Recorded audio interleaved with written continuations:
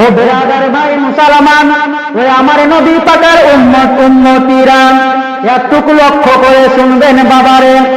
আমার নবী আপনার নবী, কুল কায়নাতের নবী, হযরতে আব্দুল্লাহর দুলারা, মা আমিনার কলেজার টুকরা, জনাবে মুহাম্মদুর রাসূলুল্লাহ সাল্লাল্লাহু তাআলা আলাইহি ওয়াসাল্লাম মক্কার সরজমিনে 571 ইসবিতে এপ্রিল মাসের 20 তারিখে সুবহে সাদিকের সময় সোমবারের দিনে 12 রবিউল আউয়ালে হযরতে আব্দুল্লাহর বাড়িতে ওই মক্কার সরজমিনে হযরতে মা আমিনা রাদিয়াল্লাহু তাআলা আনহার গর্ভে থেকে জন্মগ্রহণ করলেন। বলুন সুবহানাল্লাহ। নবী মুস্তাফা 571 ইসবি এপ্রিল মাসের 20 তারিখে সোমবারের দিনে সুবহে সাদিকের সময় মক্কার সরজমিনে হযরতে আব্দুল্লাহর বাড়িতে হযরতে মা আমিনার গর্ভে থেকে জন্মগ্রহণ করলেন। বলুন সুবহানাল্লাহ। ও বিরাদার ভাই মুসলমান, ও আমার নবী পাকের উম্মতিরা একটুকু লক্ষ্য করে শুনবেন বাবারে। হযরতে মা আমিনা রাদিয়াল্লাহু তাআলা আনহা ইরশাদ করেন যে আমার গর্ভে থেকে একখানা নূর বাইর হলো, যে নূরটা হলো সে জামানার নবী। সুবহানাল্লাহ। কি বলছেন হযরতে আমিনা? কি বলছেন? আমার গর্ভে থেকে যখন আমার সন্তান এই পৃথিবীতে আসলেন, আর ওই সন্তান হচ্ছে শেষ জামানার নবী। কে বলছেন? হযরতে আমিনা। ও বেরাদার ভাই মুসলমান, আমার নবী মুস্তাফা সাল্লাল্লাহু তাআলা আলাইহি ওয়াসাল্লামের জীবনী আপনারা একটুকু লক্ষ্য করে শুনবেন বাবারে।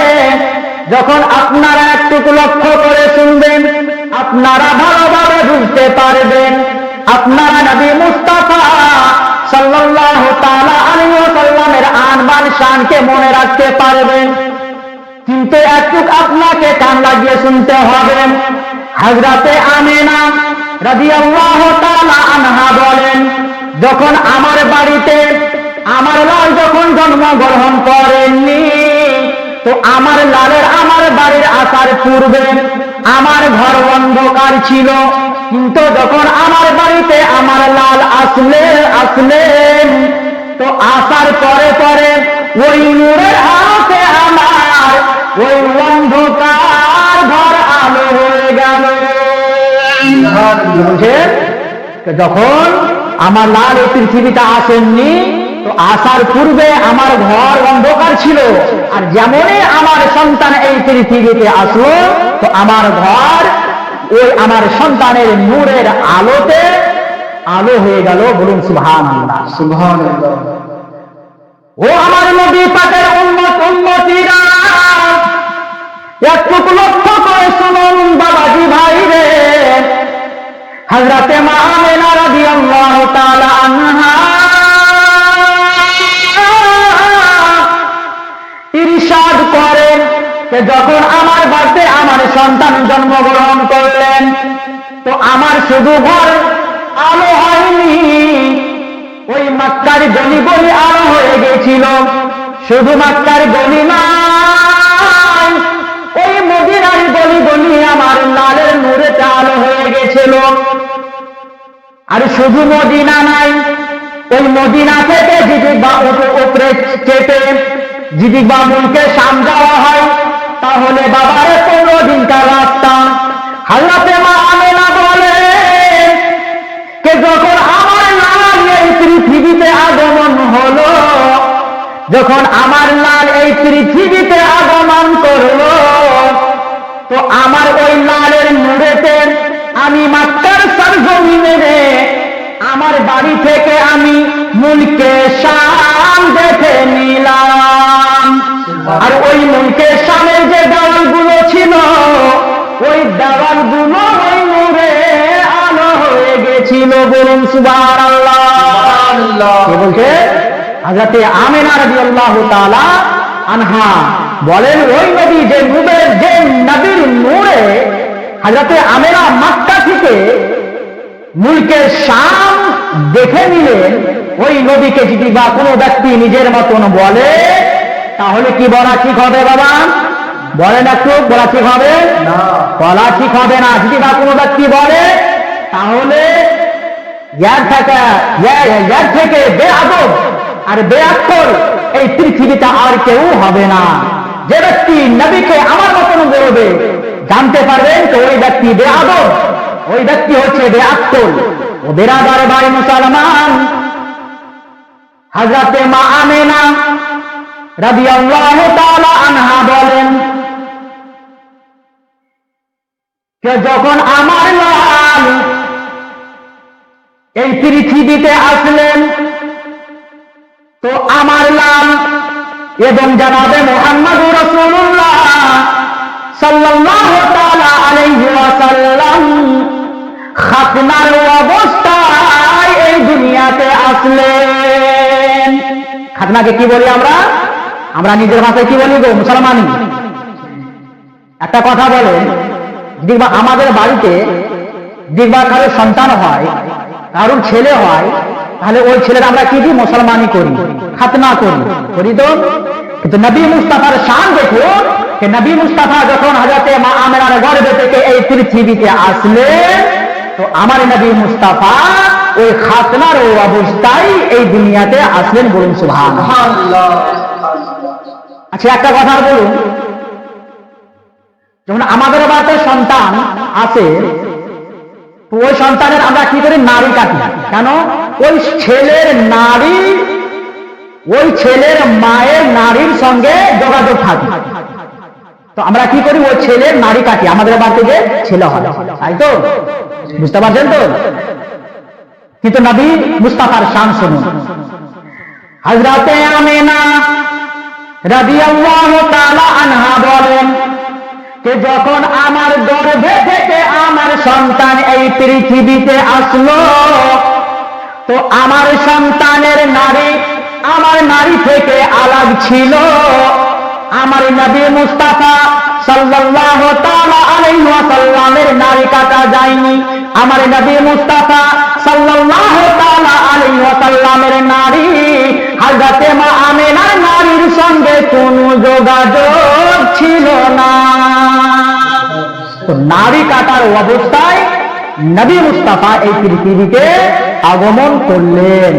ও বিরাদার ভাই মুসলমান, নবী মুস্তাফার জীবনী যদি বা বলি তাহলে আপনি এক রাত্রি দু রাত্রিতে নয়, নবী মুস্তাফার জীবনী এখন পর্যন্ত কোন বক্তা নবী মুস্তাফার জীবনী বলে শেষ করতে পারবে না। কিন্তু আমি একটা হাদিস শোনাই। ও বিরাদার ভাই মুসলমান, কিতাবের মধ্যে পাওয়া যায় যে যখন আমার নবী আপনার নবী রাহমাতুল্লিল আলামিন শফিউল মুযনিবিন হযরতে আব্দুল মুত্তালিবের পেয়ারা আব্দুল্লাহর দুলারা মা আমেনার কলেজার টুকরা ওই মক্কার বুলবুল মদিনার ফুল জিনার নাম হলো মুহাম্মদ রাসূল সাল্লাল্লাহু তাআলা আলাইহি ওয়াসাল্লাম যখন হযরতে মা আমেনার গর্ভে থেকে এই পৃথিবীতে আসলেন তো সর্বপ্রথমে নবী মুস্তাফা সাজদা করলেন। বলুন সুবহানাল্লাহ। আমাদের বাড়িতে যখন আমাদের সন্তান হয় তো কি হয়? ওই সন্তান যখন জন্ম নেয় ওই সন্তান কোয়া কোয়া করে কি করে? কান্নাকাটি করে। তো নবী মুস্তাফা সাল্লাল্লাহু তাআলা সাল্লাম কোনো রকমের কান্না করেননি। নবী মুস্তাফা যখন এই পৃথিবীতে এসেছেন তো সর্বপ্রথমে নবী মুস্তাফা এই জমিনের উপরে সাজদা করেছেন। বলুন সুবহানাল্লাহ। বিরাদার ভাই মুসলমান, একটা কথা বলুন, আমরা যে নামাজ পড়ি সাজদা করি তো সিজদাতে আমরা কি করি? তাসবিহ কি করি? সুবহানা রাব্বিয়াল আলা, তাই তো? বলেন না গো, সুবহানা রাব্বিয়াল আলা, সুবহানা রাব্বিয়াল আলা। নবী মুস্তাফা যখন হযরতে মা আমেনার গর্ভে থেকে যখন এই পৃথিবীতে আসলেন আর যখন সর্বপ্রথমে সাজদা করলেন নবী মুস্তাফা সাজদাতে কি বলেছিলেন জানেন? শুনুন। নবী মুস্তাফা সাল্লাল্লাহু তাআলা আলাইহি ওয়াসাল্লাম যখন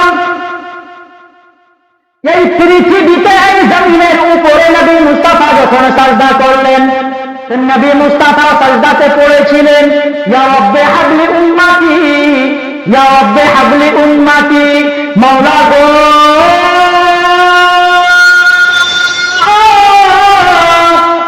তুমি আমার উম্মতের গুনাহখানা ক্ষমা করে দাও, আর তুমি আমার উম্মতকে আমার হাওয়ালাতে করে দাও। জোরে বলুন সুবহানাল্লাহ।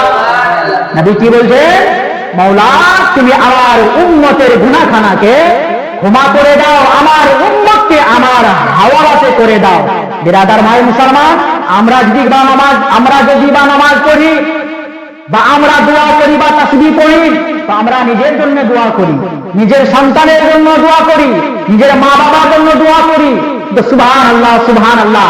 আমার নবী মুস্তাফা সাল্লাল্লাহু তাআলা সাল্লামকে দেখো, যে নবী মুস্তাফা জন্ম হওয়ার পরে সর্বপ্রথমে যখন সাজদা করলেন, আর ওই সাজদাতে কি করলেন? রব্বে হাবলি উম্মতি। নবী মুস্তাফা নিজের উম্মতকে স্মরণ করে নিজের উম্মতের জন্য দোয়া করলেন। নবী মুস্তাফা নিজের জন্য দোয়া করেননি। এটি থেকে আপনি বুঝতে পারবেন যে নবী মুস্তাফা সাল্লাল্লাহু আলাইহি ওয়াসাল্লাম নিজের উম্মতকে কত ভালোবাসতেন, নিজের উম্মতের সঙ্গে কত মুহাব্বত করতেন, প্রেম করতেন। কিন্তু আমরা নবীর উম্মত হয়ে আমরা নবীকে যেরকম ভালোবাসতে চাই ওভাবে আমরা ভালোবাসতে পারছি কি? পারি না। বিরাদার ভাই মুসলমান, যদি আপনি নবী মুস্তাফাকে ভালোবাসবেন, তাহলে আপনি এই পৃথিবীতেও কামিয়াব থাকবেন, আখিরাতেও কামিয়াব থাকবেন। আর যদি বলবেন যে নবী আমাদের মতো, তাহলে বিরাদার ভাই আপনি এই দুনিয়াতেও কামিয়াব থাকবেন না, আখিরাতেও কামিয়াব থাকবেন না। এখান থেকে আমি নিজের বক্তব্য কি করছি, ইনশাআল্লাহ এখান থেকে আগে জীবনী ইনশাআল্লাহ কালকে বলবো।